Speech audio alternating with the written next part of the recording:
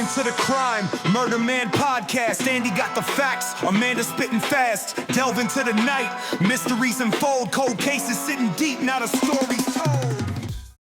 You're an idiot. Welcome back to Murder Man, everybody. Woo, we're back. We're Back back again. And this week, dude, this case always gets me a little emotional and weird from the first time we ever watched it, which was years ago, right? Yeah. Since then, when I think about it, it makes me cringe. You know, it's one of my favorite cases because it's just so fucking crazy, but it's also one of the most disturbing. I agree. Yeah. Hands down, probably the most disturbing for crazy other reasons, but that we'll get to.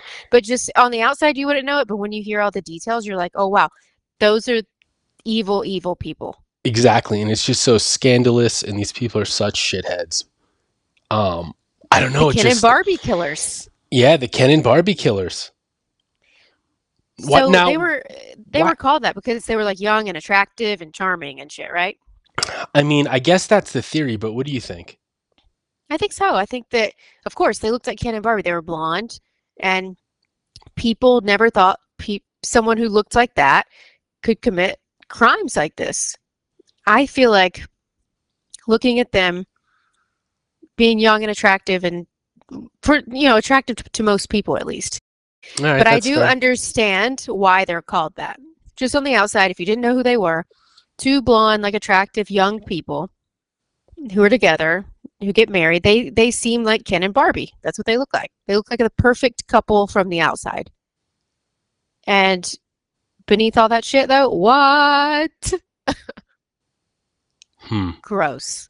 Yeah. You don't think do you think it would be as interesting if they were ugly? Be honest.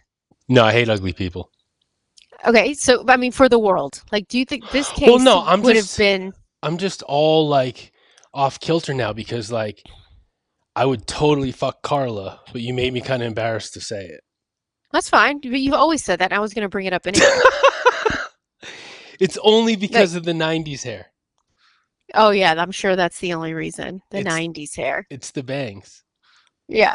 Oh god, that one picture you always show me is disgusting. It's her psycho picture. Yeah, it's gross. Anyway. It's gross. Oh man, but let's talk like Keith Morrison. Like, they were young, attractive, and charming. They had it all. They had it all. But beneath those smiles. That's so Darkness. good, actually. I shouldn't have laughed to let you keep going. Darkness, brutality. I don't even know what else I'm going to say, but that's how he sounds.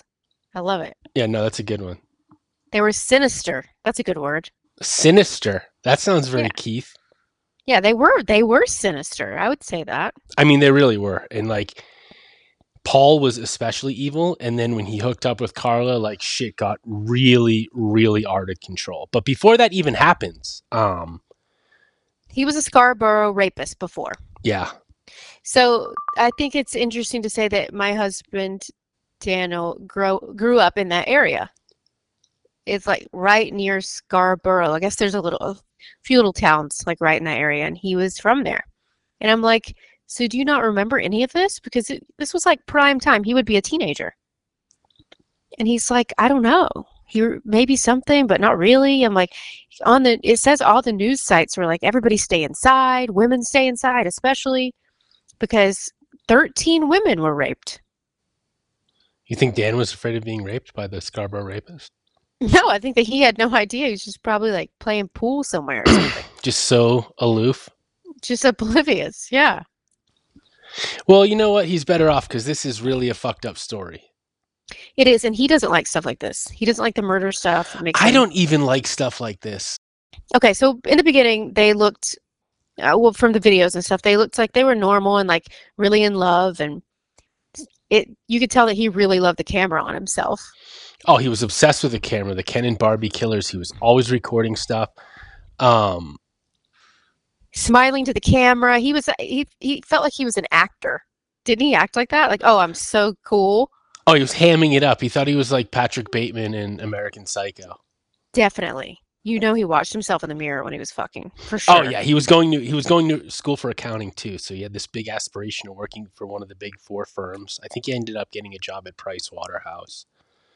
And when you say that finance stuff, I was like, finance is all that shit's so boring to me. I don't get it. But I noticed that everybody in the documentary that you on Hulu, they were all so impressed with him. Like all of his friends, the family, they were like, he was just so great. Did you notice that? Yeah, Oh man, he was just so great. And like, what? How? I wanted to be just like him. yes, it was creepy, almost cultish. How some people were talking about how they looked up to Paul and saw him as Yeah. like a mentor and an idol. But I guess that's just it's that superficial, that glib, that superficial charm that serial killers have. Yeah, you're right. And then I was thinking, well, if he was so successful and so amazing, then why did he move in with her and her parents when he was 23? He moved in St. Catherine's house with her parents. He lived there with them until they got their own place or whatever. But like, they acted like he was like this rich, successful finance guy. It was just confusing to me. Yeah, I think he was an aspiring rich and successful finance guy. Like he was trying to get it going. He was trying to get that 6-figure salary, but he's working towards that. Okay. He did get his degree in accounting and was working towards that sort of that, Okay. that 6-figure lifestyle in the 80s. So they were just charmed by him. That's the truth. They were just charmed. Paul was the blue-eyed, blonde-haired boy next door in his 20s. And when in 1987, the police and the media released the Scarborough rapist manhunt, and they put out his Police sketch? yes, the police sketch. Mm-hmm. That looked just like him. Yeah. I know, it looked just like him. And I was thinking, but they brought him in for questioning, remember? When all that was going on? Yep. And they were charmed by him as well. Of course. Like, didn't think he did it. He even gave his DNA. Didn't he? Yeah, he voluntarily gave his DNA, and it took those motherfuckers 2 years to process it. That's what happens. That's what fucking happens. Lazy as fuck. And in the meantime, he's still killing girls. Yep. Well, yeah, and I mean, he was really fucked up and sadistic as the Scarborough rapist. Like stepping on people's arms and breaking them. Yes, he would. Yeah. Yes, and he would stalk his victims before he'd assault them. He'd often visit their homes, and he'd assault them with everything from himself to knives. Like you said, he'd break bones. He would make them tell him that they love him and keep their hair for souvenirs. I mean, just like straight out of a fucking, not only a serial killer movie, but like a Wise Guys casino type movie, because it'd also take their IDs and tell him he knows where they live and it'd threaten to kill them and their families if they turned him in. So this guy was so fucking next level sadistic. Psycho. Mm-hmm. I get the chills just thinking about that. Me too. He's the definition of a psychopath, but on a sadistic one. Do you think, I didn't notice this, it didn't talk much about his childhood. Did you hear much about like how he grew up? No, and you don't hear much about the Bernardos either. Yeah, that's what I'm saying. Like his whole like story before all this, I don't really know if he was like abused, or I don't know any of that. Because we hear so much about Karla and how she grew up. Yeah, I guess that's a good topic for another episode if we want to dive into Paul's backstory, because you're right, I don't know much about him. And it'd be interesting to find out how he became the way that he was. And he just operated with like zero fear. Yeah. That motherfucker was killing animals when he was a kid, for sure. Oh, for sure. Pissing the bed and lighting fires too, no doubt. Definitely. So he began, the terror shit in 1987. And that's when he met Karla. Yep, and that's when the media coverage really increased, and then that manhunt kind of ensues. Mm-hmm. And then, what was it, 1990? It says Karla assists Paul in drugging and assaulting her own sister, Tammy. Is that the first thing they did? Yeah, okay. Wow, wait, it is. So you asked earlier about Paul, living so far and moving with the Homolkas. And at this time, when he was the rapist, he lived in Scarborough.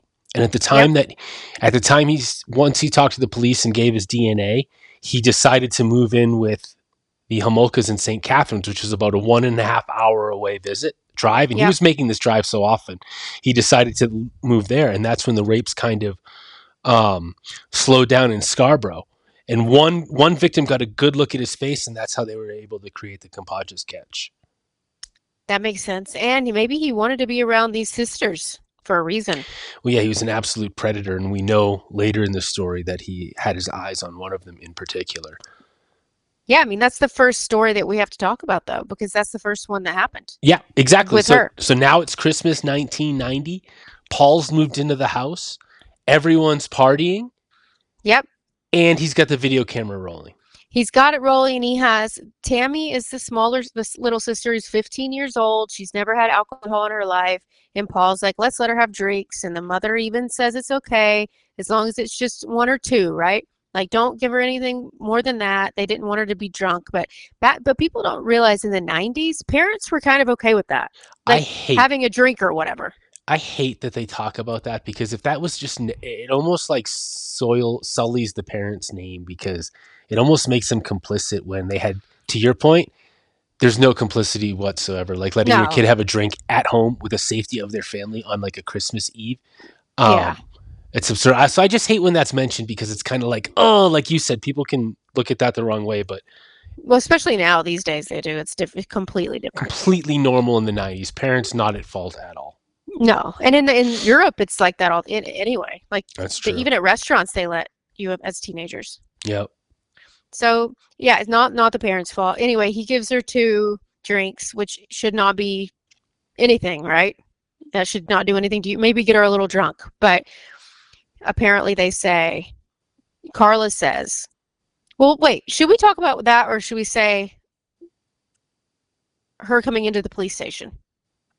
Well, I think we got to talk about Tammy first. Okay, so how she died? Yeah. Okay, with the 2 drinks, and then Karla said that she saw her laying on the floor, though. That's what she said. Yeah, so the 3 of them were in the basement, Paul, Tammy, and Karla. Mm-hmm. And Tammy passes out. Yeah, she says there's like a bubble on her throat or something. Yes, that they could feel it. And when first responders get there, Paul and Karla said that she must have choked on her own throw up. And they kind of just like bought that narrative. She's pronounced dead on the scene, and the entire thing's chalked up to an accident, at least for now. Yeah, like a tragic accident at Christmas. The kid drank a little bit, and she choked on her vomit. Yep. Yeah. The Homolkas are devastated. Obviously. But Paul and Karla don't seem as phased as the rest of the family. No, they're ready to get married. Yeah, planning their wedding, and from what I understand, Karla is quite the fucking bridezilla. Yeah, and it's like, and Paul is like, why can't we, how long do we have to grieve this girl before we can just get married?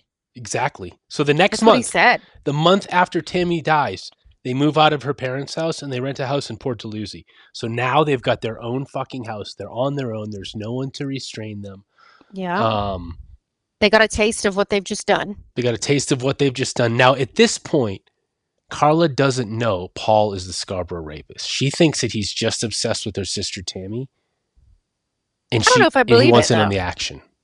Well, she says that he doesn't confess until on their honeymoon that he is the Scarborough rapist. Mm-hmm. Okay. But I'm sure she had inclination that this wasn't Paul's first time. Yeah, this bitch is crazy. Yeah. It's like 2 people who just should never have met. No. So what happens next? 1991. They're living in their own house, and that's when Leslie Mahaffey, is it Leslie, right? Leslie Mahaffey goes missing, who's 14, on June 15th, 1991, after she's locked out of her house. And do you remember how sad that is? Mm-hmm. That story of her being locked. So apparently she's like, or the media says she was like this troubled kid. I don't buy it. Sounds like any other normal kid. She skips curfew. She comes home and her parents had locked her out. And that my heart just breaks for those parents. Me too, because they said they were trying to do like a tough love kind of thing, because she was kind of, being wild at the time. And it's 1991. People are naive, these safe little neighborhoods that they think they're in. And she probably just assumed that she would stay at a friend's house, which she even tried to do. And then she was turned down. So. Yeah. And then she sees a guy who looks like this Paul guy, and you would never think, oh, I'm unsafe, probably. No. And I mean, you see Paul ends up driving, and she was Paul abducts her like really, really close to her house. And then 2 weeks later, On June 29th, Leslie was abducted on June 15th. On June 29th, 1991, they get married. Paul and Karla get married. So 2 weeks after Leslie goes missing, and not too long after Tammy dies, Paul and Karla finally tie the knot. Yeah, and this is crazy because at their wedding, they're having a blast. You see it on video, and it looks like someone said it looked like a royal wedding. Her dress was so ridiculous. Did you see how big it was? I think there were like horses and carriages. Yes, yes, I think it was. It was crazy. She probably was a bridezilla. Now that you say that. Oh my God, can you imagine? It was super lavish. Super lavish, and I know like her family had given her a hard time about still wanting to go through the wedding, but she didn't care. That's how much of a bitch, selfish piece of shit she is. Cunt. I mean, that's a good word. They almost need to make a new word because cunt isn't. No, it's not good enough. Her. So, did you see what some of the guys said? They found out that a girl had been killed while they were at the wedding. So, yep, they were just like hanging out, and they saw on television that some girl had been murdered and found, right? Same day as the wedding, dude. Yep. And this moron put her in the worst place, right? In water that was very shallow. So, yeah. So apparently that same day, some dude was going out for a canoe ride, and he found the dismembered body parts encased in cement at the bottom of Lake Gibson. Yeah. He said it was so shallow, though, that he could hit it with his, the oar, right there. Well, yeah, the tide had dropped so fucking far down that the cement blocks were exposed. So that's kind of how they knew that the guy wasn't from the area, because they were saying everyone from the area would have known that. So, right. God, how disturbing to just see that. Yeah, he said it was like the worst day of his life. It's like a foot hanging out or something like that. Poor guy. It's just something you'll never get out of your head ever again. And especially when it's a young person like that, way worse. It's just worse. I mean, so many people, you've seen in some of the documentaries are just like permanently scarred from this case. I have a little fact that I can just throw in right now that's for fun. Yeah, let's see it. I love fun facts. Did you know that Karla's IQ is in the top 2 percentile?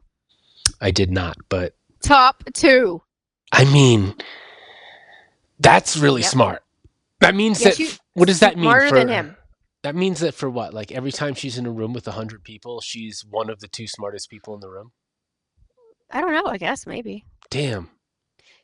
Smarter than him. A lot of people think that she was the mastermind behind some of, the 2 girls' murders for sure. And maybe even her sister after they saw videos. I'll tell you what I do believe. And just based on Karla's personality and her attitude, and in one of the interrogations with police, the way that she so calmly and matter-of-factly talks about how she knew that they had to kill Kristen, which we'll get into later, but she knew they had to kill Kristen before they left for Easter dinner. So I think Karla was definitely an architect, and I think that she probably was a main motivation behind wanting the girls to be killed. Me too. I think that he probably he would have kept raping them because he's disgusting, but she wanted them to die. She even said that, Amanda. She even said Paul wanted to keep them, and she needed them to go. She needed them to go before she went back to work. So sick. I noticed in her police interview when you remember when she came into the police station, we should talk about that. She came into the police station with black eyes, right? Saying that she was being abused by her husband. Yep. And that she knows he's a Scarborough rapist, and she wanted to turn him in for that.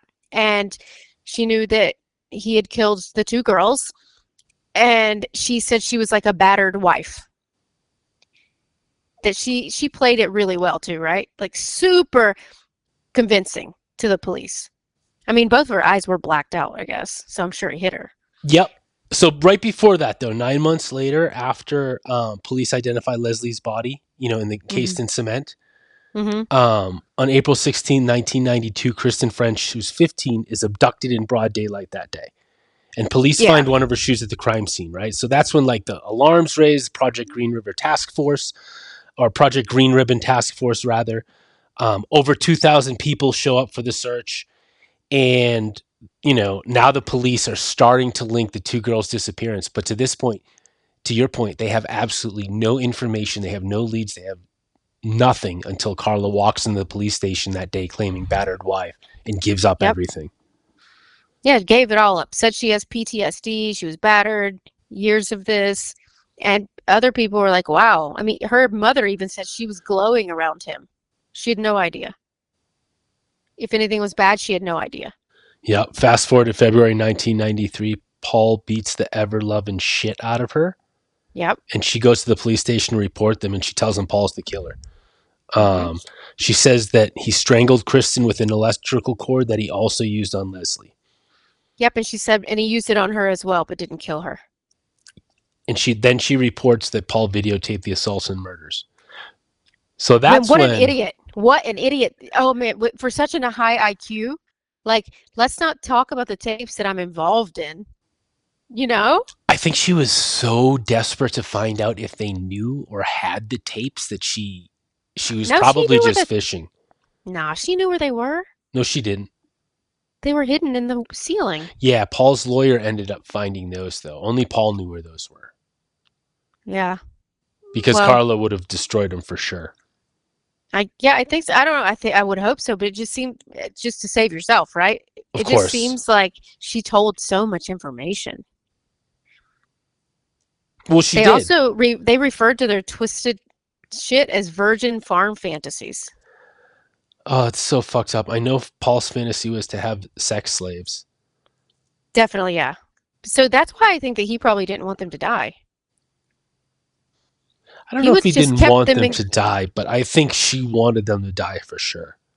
Yeah. He would have kept them in the cages down there and just whatever.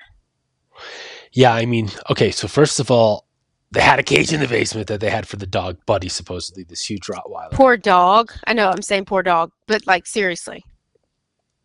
The friend said he was mean to the dog. And anytime he pissed, they'd send him in the basement and lock him in the cage. Yeah.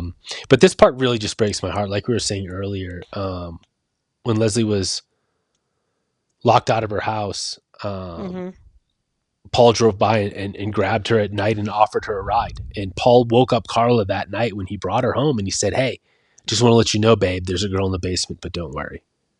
Don't worry what? Like, of course what do you mean, don't worry? What, did she just go back to sleep? Yeah. Wow. The bitch rolled over and went back to sleep. Yeah, have fun. Unfucking believable. All right, since you're laughing, I'm going to give you another funny fact. Okay. You know what his dream was, right? No. To become a famous rapper. Shut the fuck up. Paul Bernardo wanted to be a rapper. Yep, he had aspirations of becoming a successful rapper, adopting the stage name Young Hype. He even That's a terrible name, by the way. Music recordings. It's so dumb. I mean, like, from back then, he made music recordings. He sent demo tapes to record labels. He was in pursuit of this while he was doing The Secret Life of Being a Killer and a Rapist. Rapper. White rapper. White rapper by day, Scarborough rapist at night. I mean, the narcissism on this guy, that must be level 1 narcissist. Unbelievable. He looks like he could never be a rapper anyway. Look at him. No, he's terrible. And I don't know why they think I mean, I get the Barbie part of the Ken and Barbie Killers, because, like, come on, let's be real. But Ken, he had his teeth were all like snaggled and fucked up. You see, like, his fucking jail picture where he had, like, all his hair fucking ratted out and shit. I think that motherfucker's. I get why from the beginning. Not the jail stuff. They both looked raggedy as shit in jail. But when they first met, when they're just like hanging out on camera at the beach and stuff, I can see why they would call them that. Because you don't ever see murderers who look like that. I guess. I mean, he was young, for sure. Usually, it's not like usually you see like a fat clown. Like, think about this. Or I guess, you know what? Ted Bundy. He should have been the Ken. That's another one where I'm like, oh, everyone says Ted Bundy, this handsome. Like, is he handsome or is he just not, like, horridly ugly? A monster looking? Yeah. Yeah, probably. But when he was very young, I think he had some handsome features. Before he went bald and got old and shit? Yes. Yep. Where are we at? We're at the part where Karla is in the police station spilling her fucking guts. Trying to throw all the blame on Paul. And then she's like trying to minimize her involvement in the case, because one of the things that gave me the chills is when Karla claims to the police that she felt so bad for Kristen, who was kept for days, that she became her friend because they would do like hair and makeup, and she gave her a teddy bear. It's for comfort. For comfort. And Kristen knew she was going to die, and so did Karla. So, like, who the fuck is able to come up with, like, the little details of this massive lie? She had lots of little details like that. She also said that he always hit her with a flashlight, Paul. See, that's stuff that's, like, hard to refute, right? Yep. You're like, oh, wow, he hit her with a flashlight. Why would you say he didn't? Yep. Like giving her the teddy bear. I don't know. It seemed pretty legit when she said it. Until the tapes came out. Yeah, and poor Kristen, she was found on the side of the road 2 weeks later, rolled in carpet with her hair cut. The haircut part freaks me out. I find that just fucking next level icky. It was shaved, right? I think so. Yeah, I think they shaved her head. Oh my gosh. The autopsy report revealed that she had been held captive for nearly 2 weeks. So. And during the court appearance, which we'll talk more about, her mother stayed the whole time.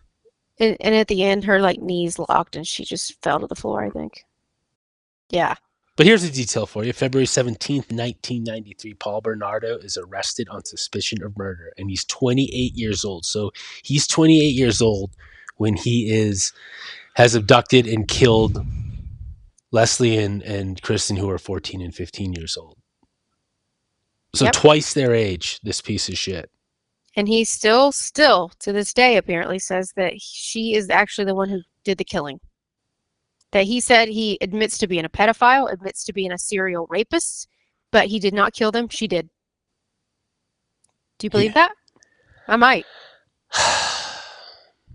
I don't know. Well, he knows he's not getting out. He says, I'm a serial rapist. And he's called himself a pedophile, but he just said, I just didn't. Which is like the worst thing you could be. Uh-huh. And he takes credit for that. I don't know. I mean. Yeah. I don't know. I think that she was more than a lot of people think. She clearly states in one of those interrogation videos with the police that she wanted one of those girls gone before they left for Easter dinner. Yeah, she actually said it had to be done. Had to be done. She didn't want to deal with it when she had to go back to work on that Monday.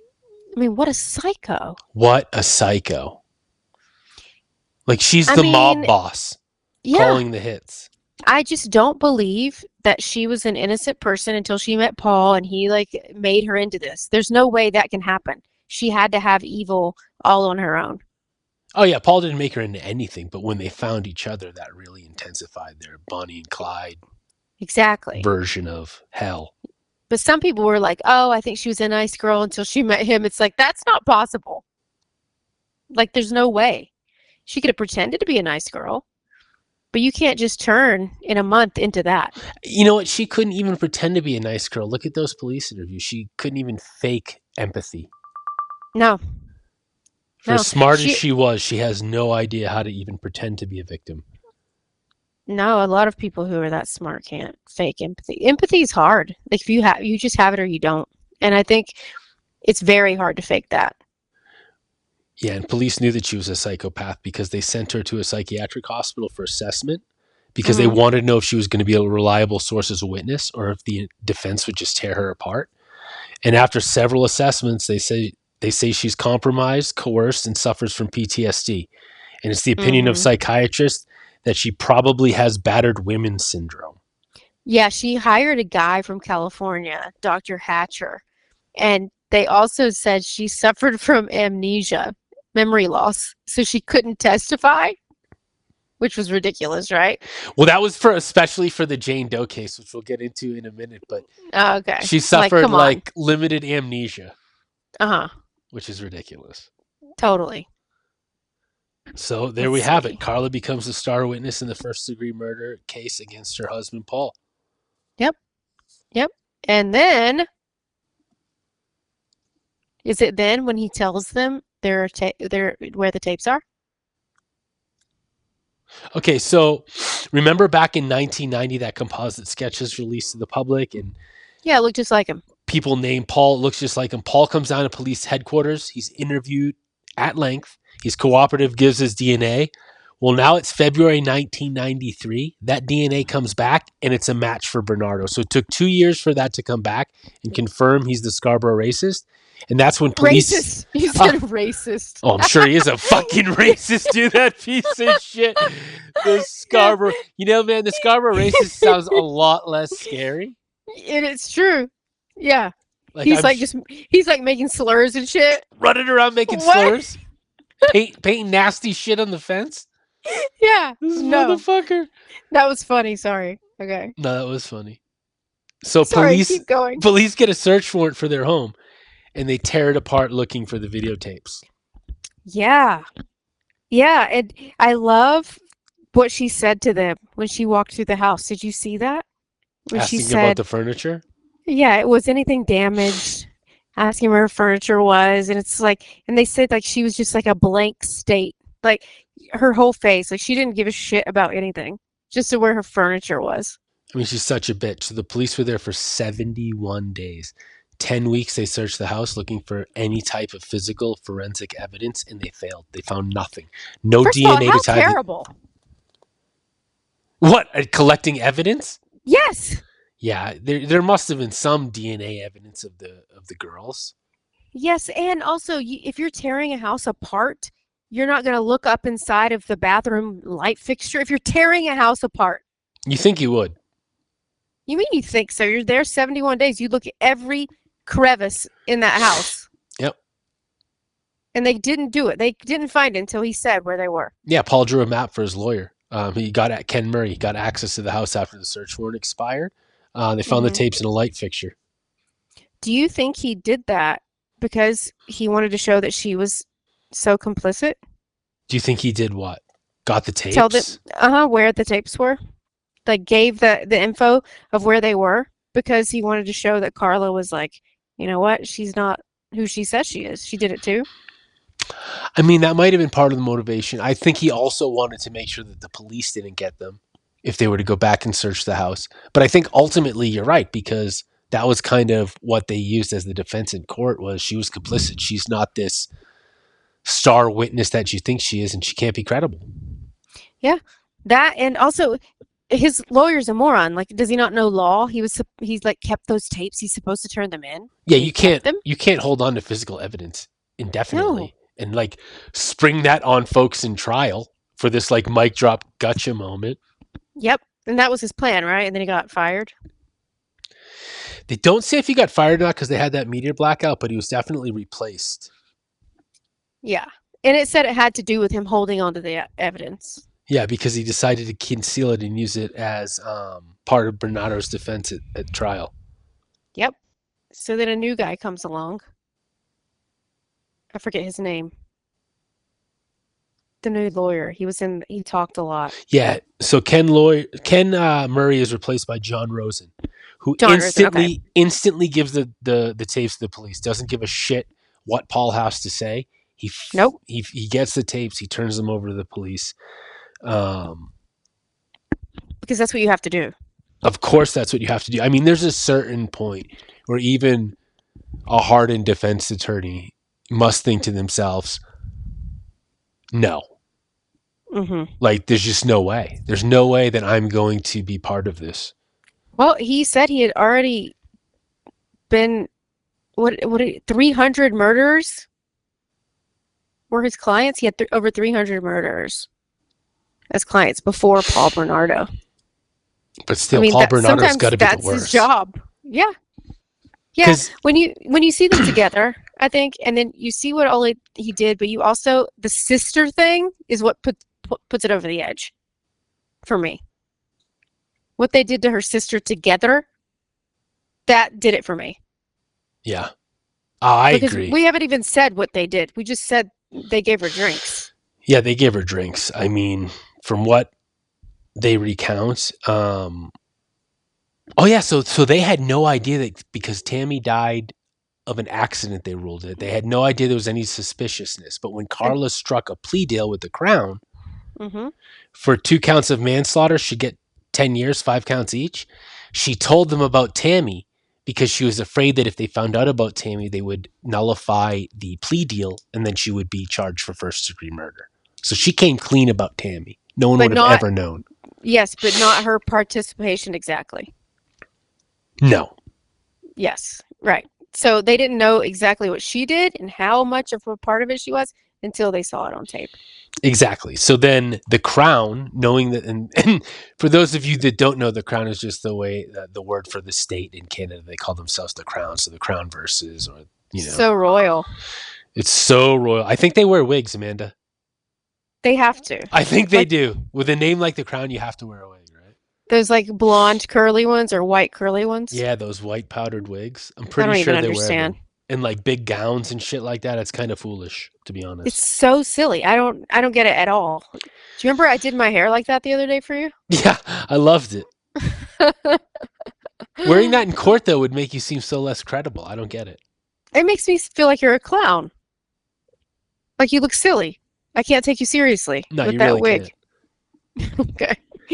Oh my God. And the tapes that John Rosen, his new defense attorney, gave to the police, they actually revealed a 4th victim that was drugged and assaulted, who they named as Jane Doe. Mm-hmm. Yeah.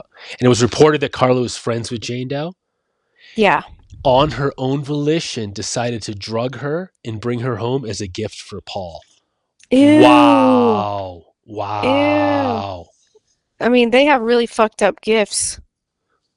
She also gave her sisters a gift. You know? I'm just shocked. Me too. Like, both of those things as a gift. It's so disgusting. So that's not someone who is a battered wife and is forced to do that type of stuff. That's someone who gets off. Whatever type of psycho, Paul's a certain type of sadistic psychopath who gets off on the torture of people. Karla is a different kind of sadistic psychopath who gets off on watching someone, her lover or whatnot, torture people. Yeah, you're right. She gets off on that, and then they also get off on reenacting things together.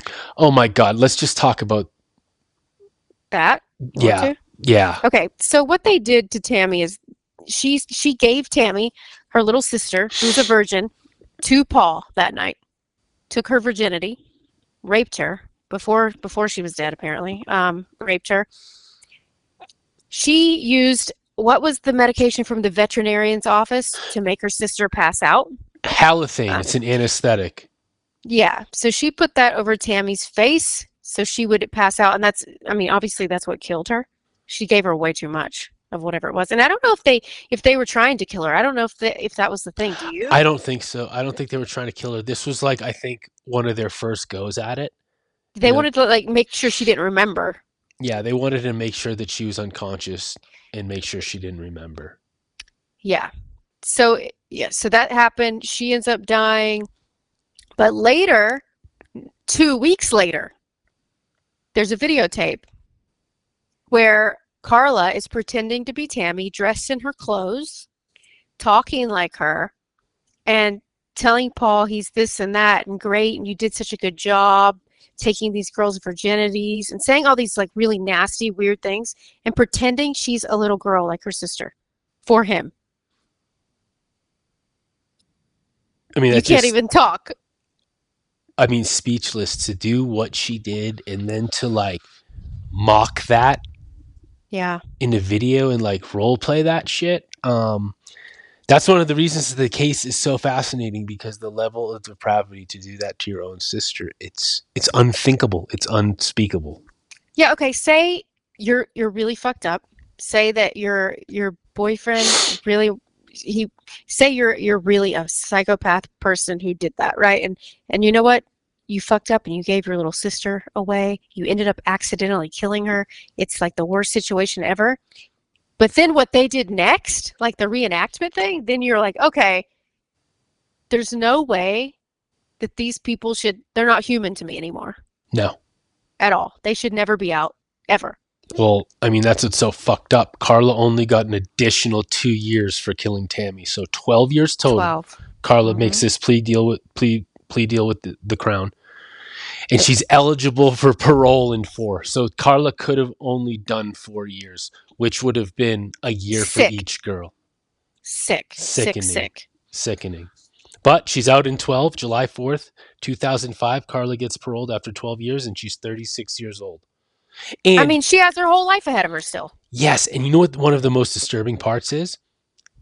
Because of the plea deal, she was only charged with manslaughter. She was never charged with sex crimes, and she's not a sex offender.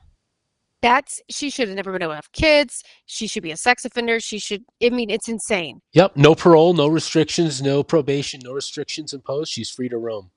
She immediately married her lawyer's brother. I mean, what a creep that fucking guy is. Yeah. Right after, he's from Montreal, they married and had 3 children together.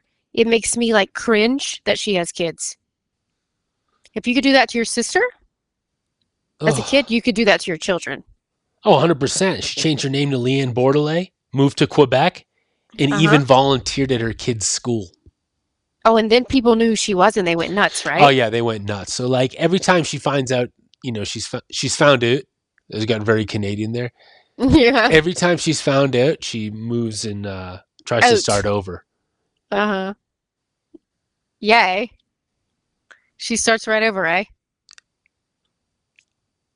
Do you not hear me saying eh? I was, but I was trying to think of a good Canadian comeback, and I could only come up with a boot, and I already said They go, oh, yeah. They say, they say that a lot. Oh, yeah. Oh, yeah. I'm married to a Canadian. What does he say? He laughs and he can do the accent really, obviously perfect. If he was in here, I'd make him do it just because it's so funny. But does he do anything like that on his own? Like any old Canadian things slip out? Yeah, just in talking sometimes. But he says, oh, yeah, when he's drunk. And he says he doesn't have those aboats and any of that shit anymore. I bet he did at one point. He must have, right? Because he's straight up from Toronto. Yeah, I think he's just had too much like media training. Not like, you know what I mean? Just you lose that stuff. Just like with me and the Southern accent, I don't have it like I used to have it. It just kind of went away. Only comes out once in a while. Drunk, definitely. Or when you're really angry. Yeah, it's like, I don't wonder what that is. Just something happens. Drinking will bring things out of you. Well, you don't have to tell me that. Yeah, I've seen you. You've seen a lot. I've seen too much. If you feel me. Do you feel what I'm laying down? You crazy. I'm just kidding. Dude, did she not move, by the way, Karla, to an island at one point? Yeah. Oh, shit. I wish I had that in my notes. It was like one of those Caribbean islands, or it was Guam or some shit. Yeah, she moved there, and an actual person, an interviewer, she's never been able to be interviewed. This person actually made it there, went to the island without her knowing, and knocked on her door. Found the apartment she was in, knocked on her door. Do you know the story? No. And she's like, can I just talk to you for a second? And Karla was kind of shocked that someone found her, right? And she kind of liked the lady. She was nice, like a younger girl. And she's like, I'll talk to you for a minute. And she said the kids were running around. She told the kids, okay, go in there, whatever. And she's talking to her for a minute. She didn't really admit to anything or talk about her sister or any of that stuff. The interview was very, very fast. She was kind of put off by it. But that's the only time someone got to her, and it's because they just straight up went to her door. I'd like to knock on Karla's door, if you know what I mean. I bet you would. You still would. People, if you're listening to this, what does that make you feel about Andy? What does that make you feel about him, that he would still fuck Karla? I just, I got to think for cute blondes. What can I say? I bet she looks like shit now. I bet she looks all right. Let's see if I can find her. Karla now. Homolka now. I can never spell her last name right. She's always trying to disappear. People are always trying. Yeah, she's not looking great. She did an interview for the CBC. Did you see that? No. It says, I think it's time to talk. And she did this years ago, and she already looks weathered. That was 2005. Weathered. Oh my God, that was so long ago. Holy shit, 2005? She's out of prison. Yep. And she said she's nervous and anxious to be out of jail for the first time in 12 years. She decided to give a media interview to explain her side of the story. Quote, "It was very difficult decision to take. Oh, she spoke in French, by the way, for this whole interview. Of course, So she learned fluent French in prison. So it's transcribed, and it's transcribed like weird because she's spoken French. So it says like it was a very difficult decision to take because I'm a very private person and I don't like to talk about my feelings. I want to keep things to myself, but it's not possible. So I decided with my lawyer that this was the best thing to do because I don't want to be hounded and I don't want people to think that I'm a dangerous person who's going to do something to their children. Oh my God. I think it's time to talk." Wow. So she has the balls to be like, I think I've paid my debt to society. Yeah, I've done this, my dues, so you guys should leave me alone. I served my time. I'm not going to touch your children. Well, yeah, and she was 35. Did you know that actually went to a higher court? I forget exactly who it was, but some part of the state, of the crown rather, decided to appeal her sentence and appeal that plea deal based on this idea that it should be nullified because she was not forthcoming about Jane Doe. That was one of the things that she did not come clean with. But ultimately, it was reviewed and they sided with the original sentence. And I got a fun fact for you. What? Thanks to the Canadian taxpayers' dime, Karla got a psychology degree from Queen's University while she was in prison. I mean, like she needs that. Like this bitch thought she was going to get out and be a psychologist. Yeah. Like, are you serious? Balls, the narcissism on these people. How much does she love that she's the Ken and Barbie killer as opposed to just some other fucking... Oh, you know it. Piece of shit killer. Like, she must, like, fucking revel in that. You should see her when people try to find her. She throws her hand up all pissed off. Like, lady, are you serious? Yeah, she's acting like they're paparazzi. She's just trying to go on a fucking walk in the park with their kids. Yeah. She's Canada's biggest monster. She's disgusting. I'm surprised she hasn't left the country indefinitely. Or I'm surprised no one's... I mean, she did go to an island, but she got found. Who's this fucking... Now she goes by, as of February 3rd, 2022, there's this mystery history thing on Instagram, and it says, Karla now goes by Leanne Teale.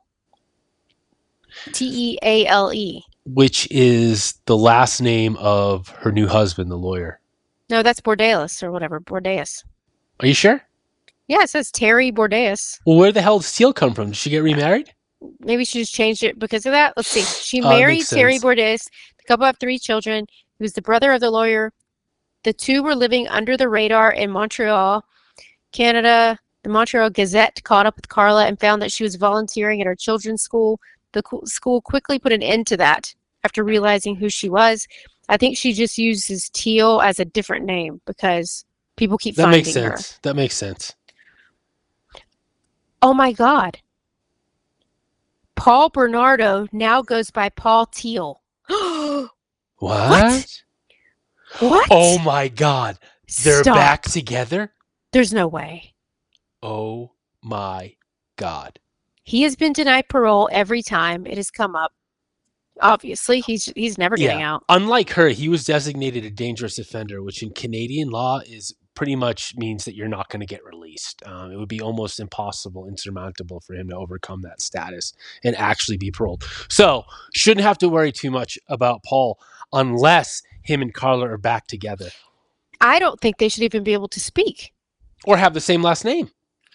Why would that happen? Why do they have the same last name? I have to figure this out. Is this breaking news? This was 2022. I've never heard of this. Paul Kenneth Bernardo, also known as Paul Jason Teale, is a Canadian serial rapist and killer, blah, blah, blah, blah. So was Teale their alias when they were married? Well, why would she go back to that now? I mean, they probably saw when did the special come out? Which special? This one, the Ken and Barbie Killers, yeah. Oh, yeah, I don't know, like 5 years ago? Probably reunited their spark. Ew, what if they're just talking to each other? Writing letters like, hey, it's been a while. Like catching up with an old ex. Oh. I'm like Googling away, guys. Sorry, because I have to know if they still speak. I have like this really surprised look on my face still, and it's kind of like going to get stuck there, I think. All night? Yeah. It's never going to go away. Ever. Absolutely no talk of Paul moving to minimum security. Okay, whatever.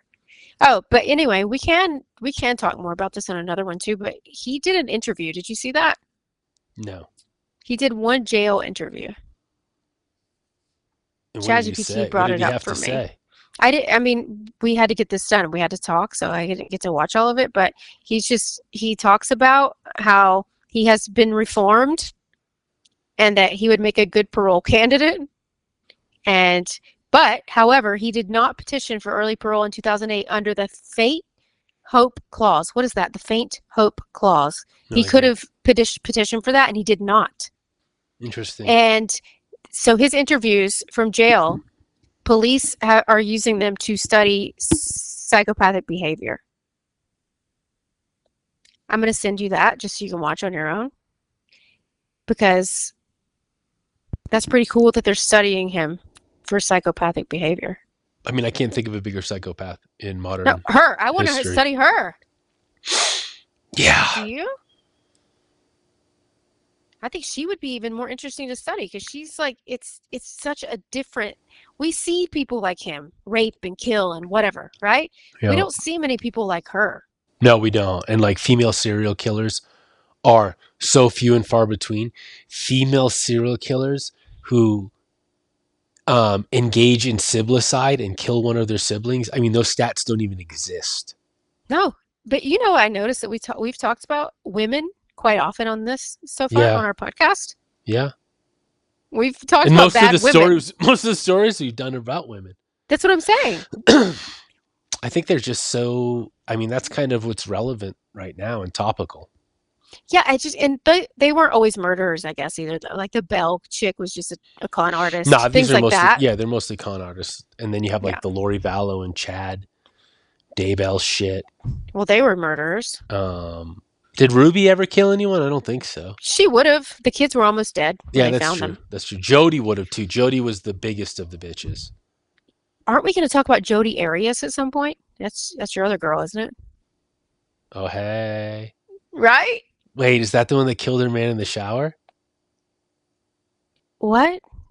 Is it? Jodi Arias. Yeah. Yeah. She's the hot one that killed her man in the shower. Yeah, and it's on tape, right? Yeah. On camera. I love that one because that one's not disturbing like this case. That's just like a fun old kill your fucking partner, whatever. She like turned religious for him and shit. Yeah, I remember now. Okay. That's my girl. That's my girl. Did you see who's the girl? Who's the girl who killed her little girl? Kaylee. Casey Anthony. Casey Anthony. Do you know she's on TikTok giving advice to people for court? Like she's like giving paralegal advice on TikTok. Wait, she's a paralegal? Yeah. That's almost as good as Karla being a fucking PTA mom. Yeah, people are on there just giving her shit like fuck you, like hates her. What are you doing on here? Are you serious, lady? And she's on there like I think she's like even wanting people to pay her for advice. That's her new thing. People are fucked. So fuck, marry, kill. Okay. Karla Homolka. Uh-huh. Jodi Arias. Mm-hmm. Casey Anthony. And Casey Anthony. Go for it. No, you first. Well, you're the dude. Makes way more sense. Karla Homolka. Is what? All of them. Fuck, marry, and kill her. ABC. A, B, C, D, all of the above. Oh my God. Let me think. Let me do mine then. Okay.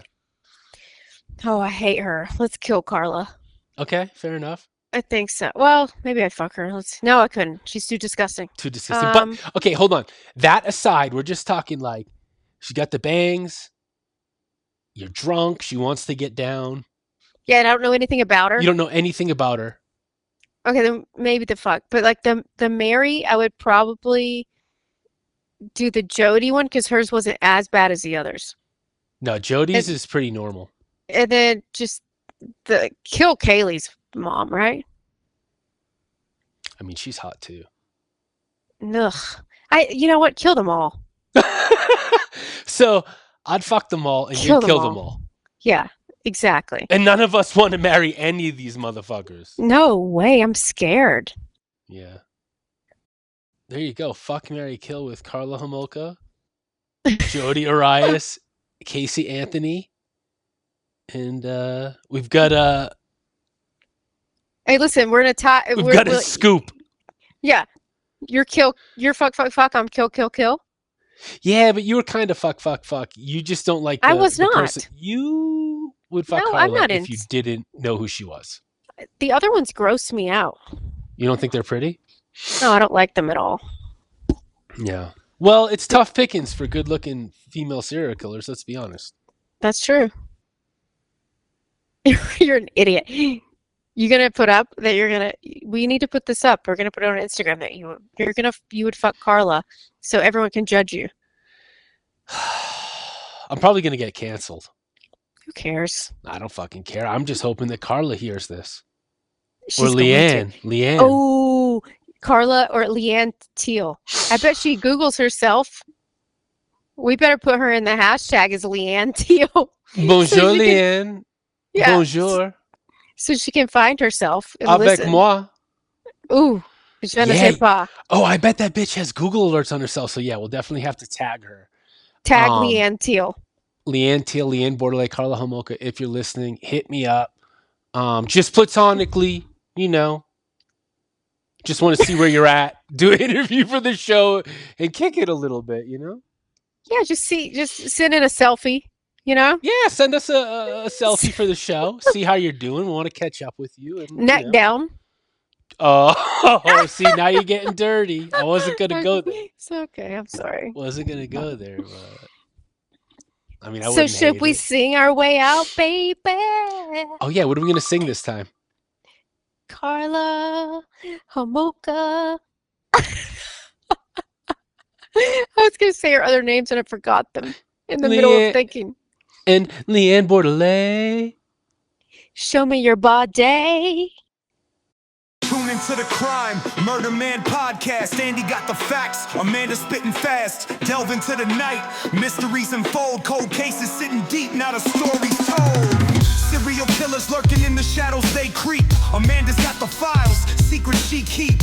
Andy dissecting, forensic on the mic. Every episode hits, spine chilling like a knife. Murder Man podcast, voices in the dark, solving every puzzle piece, never miss the mark. Andy and Amanda, truth they unmask. Tune in every week for the twisted task. On the trail of a killer, blood runs cold.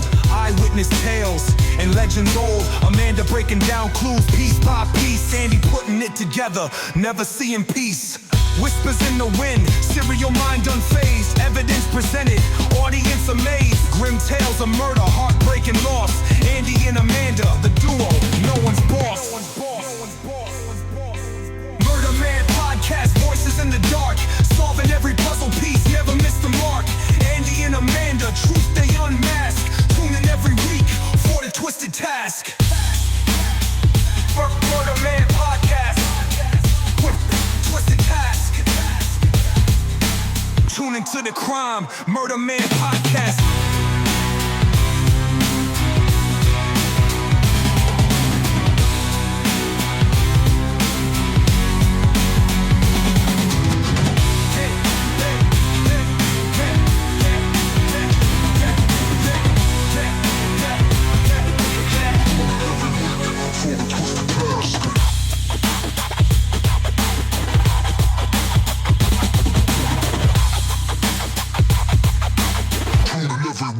For the twisted task.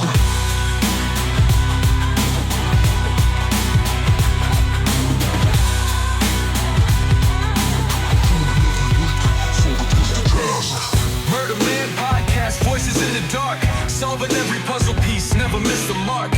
Andy and Amanda, truth they unmask. Tune in every week for the twisted task.